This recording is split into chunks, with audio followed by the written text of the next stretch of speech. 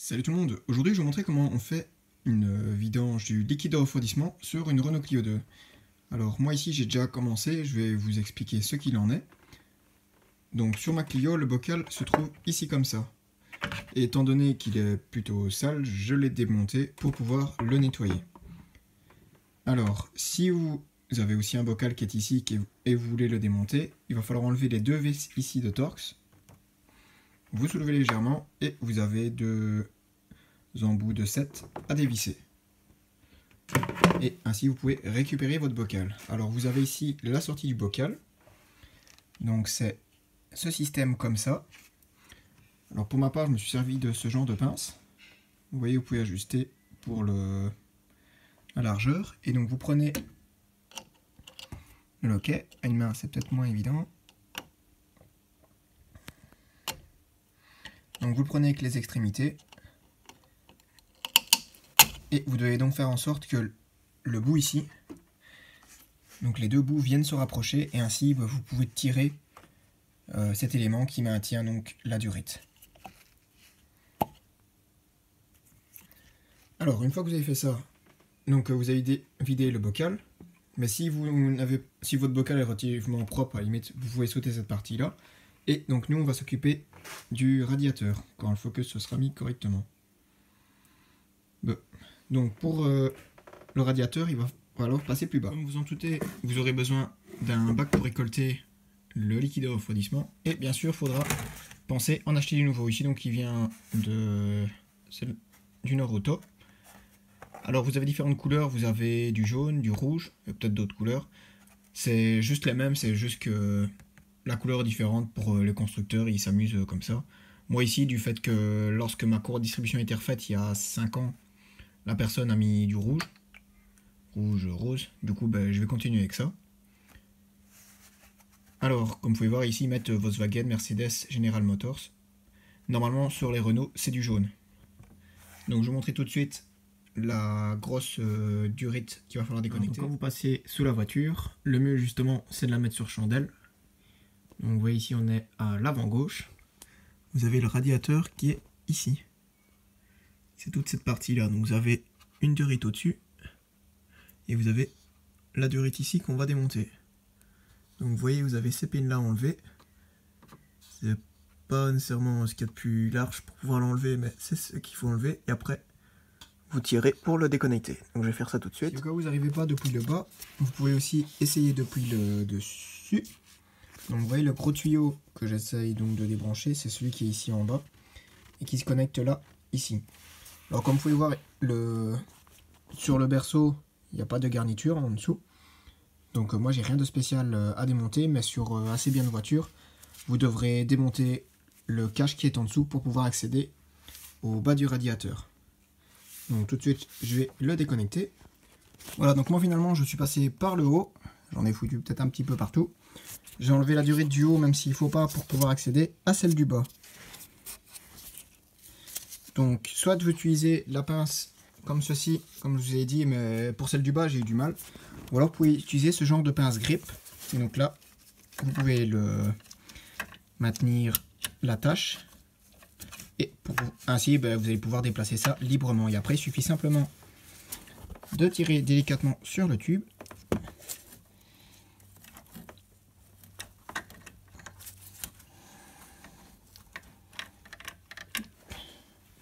On écarte les pieds.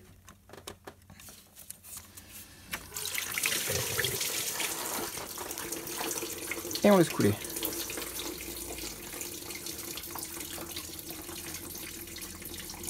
Voilà, donc maintenant tout est vide. Alors comme vous pouvez voir maintenant il n'y a plus de liquide dans le bas. Ce que j'ai fait, j'ai branché ma soufflette dans le tube qui est du vase d'expansion. Et alors je suis venu boucher délicatement avec ma main tout simplement l'entrée du haut. Et ainsi tout va sortir. Alors faites ça délicatement parce que l'inconvénient avec la pression qu'il va y avoir, c'est tout qui va se piter. Moi ça a un petit peu spité partout. Donc vous mettez votre main délicatement jusqu'à ce qu'il n'y en ait plus qui sortent. Et à la limite si vous faites ça chez vous, faites ça plutôt dans votre cour. Parce que vous risquez d'en mettre un peu partout. Ici moi c'est la première fois que je le fais et Et pour l'instant la voiture ne bouge plus. Mais sinon je l'aurais bien fait à l'extérieur. Donc maintenant ce qu'il va falloir faire c'est rebrancher les durites. Après s'être amusé à les enlever. Donc d'abord je vais racler ce qui est à terre. Donc vous rebranchez. Si comme moi vous avez déposé le vase d'expansion, vous pouvez le nettoyer. Et tout de suite après on va passer donc au remplissage. Donc maintenant que tout a été enlevé, j'ai plus qu'à rebrancher les tuyaux. Alors l'avantage d'avoir pris une pince grip, c'est qu'au moins c'est encore sous tension. J'ai plus qu'à mettre le tuyau, le remettre dans sa position et ça sera bon. Donc on le reglisse dedans le plus loin possible. Voilà. Et comme je vous ai dit, hop, même pas chipoter. Et on va le faire aller plus loin. Si tout comme moi vous galérez pour le remettre, donc cette attache-ci, ce que vous pouvez faire, donc c'est utiliser une autre type de pince grip. Alors ce que je vais faire, c'est l'introduire avec ça directement dans sa bonne position. Ainsi, dès qu'il est bien placé, le tuyau, j'ai plus qu'à défaire la pince grip et ça viendra bloquer correctement. Donc je vais essayer ça. Voilà, donc comme vous pouvez voir, j'ai rebranché le tuyau. La petite chose sur laquelle il faut veiller, c'est que cette attache soit bien placée. Il ne faut pas qu'elle descende trop bas, sinon elle ne servira à rien. Il ne faut pas qu'elle aille trop haut, sinon pareil, elle ne servira à rien. Donc regardez bien où est-ce qu'elle était placée auparavant pour bien la replacer. Et si jamais elle n'est pas mise correctement, avec la pince depuis le bas, vous pouvez l'ajuster. Donc enfin, la détendre un petit peu, la mettre à la bonne hauteur et puis vous lâchez. Et quand vous savez vérifier et que ça est bon, on peut passer à la suite. Alors pour ce qui est de la partie nettoyage, donc comme vous pouvez voir, c'est tout bien gradé à l'intérieur. Je l'ai déjà rincé une première fois. Alors ici j'ai bouché la sortie. Alors je vais ajouter du vinaigre blanc, du simplement tiède.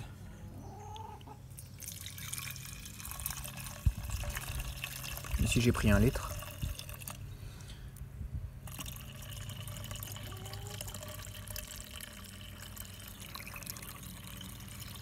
Hop. Et ensuite on ferme le bouchon. Alors je vais laisser un peu reposer, puis après je vais secouer le tout. Pendant ce temps là vous pouvez, enfin vous et moi c'est ce que je vais faire, je vais nettoyer l'extérieur et on se retrouve tout de suite après. Voilà, donc finalement j'ai fini de le nettoyer. Vous pouvez voir il est relativement propre, il y a un petit peu qui est resté. Alors donc finalement ce que j'ai fait, j'ai mis 1 litre de vinaigre tiède, j'ai secoué et ainsi de suite.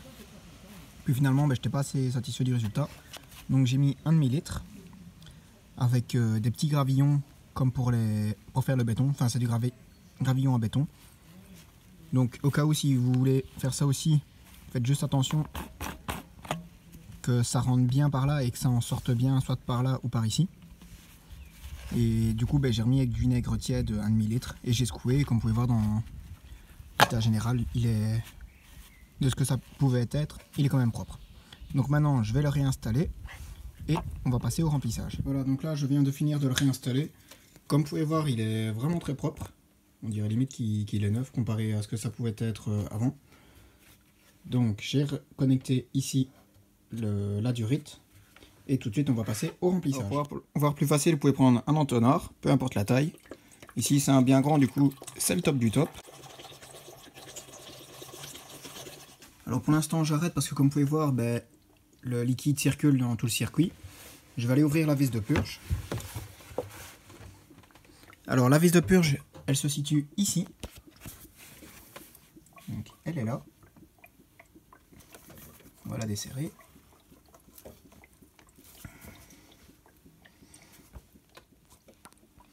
Donc là j'ai réussi à la desserrer.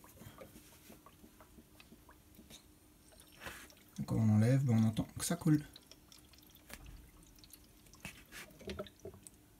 Oui, on voit la différence.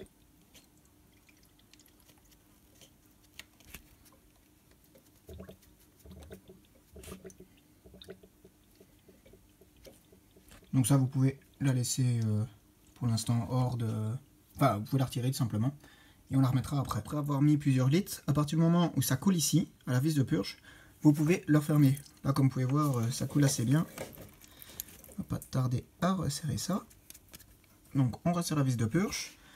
on refait le niveau du bocal et maintenant on va démarrer le moteur. Donc voilà, donc j'ai fait le niveau, j'ai fermé la vis de purge. Maintenant ce qu'il va falloir faire, c'est faire tourner le moteur avec un régime de 1500 tours jusqu'à ce que le ventilateur se mette en route.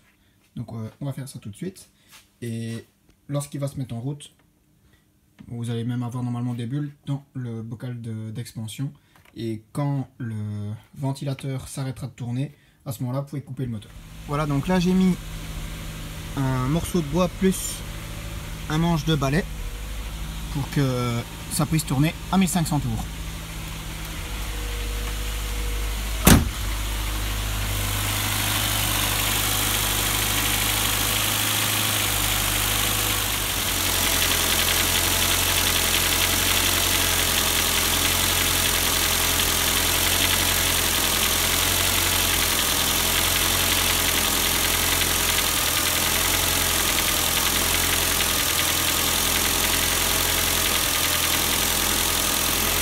Alors le ventilateur s'est mis en route.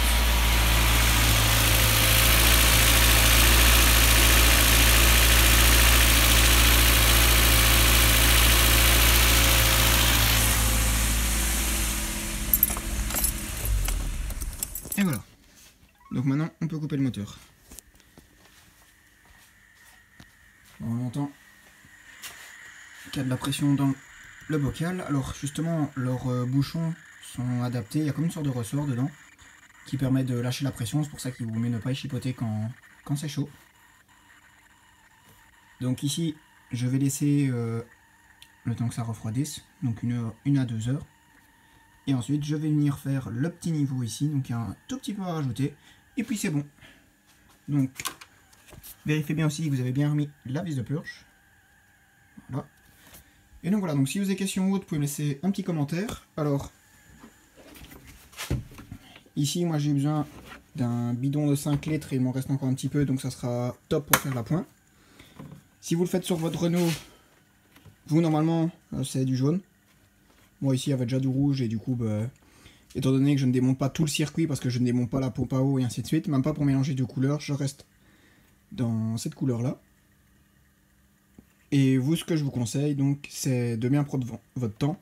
Il ne faut pas des masses d'outils, mais en fait ce qui est vraiment dérangeant, c'est la durite qui est en bas.